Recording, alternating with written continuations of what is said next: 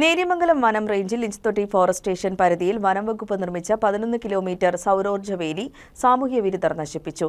RKVY പദ്ധതി പ്രകാരം 40 ലക്ഷം രൂപ ചെലവഴിച്ച് നിർമ്മിച്ച ഫെൻസിംഗിന്റെ ഭാഗമാണ് നശിപ്പിച്ചത്.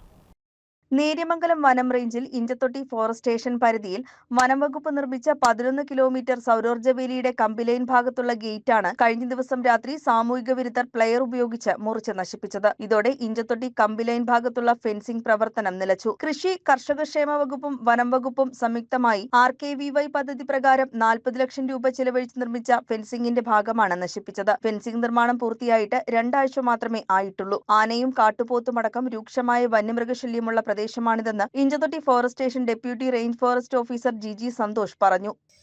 മനുഷ്യ വന്യജീവി സംഘർഷം സവിശേഷ ദുരന്തമായി സംസ്ഥാന സർക്കാർ പ്രഖ്യാപിച്ചിരിക്കുകയാണ്.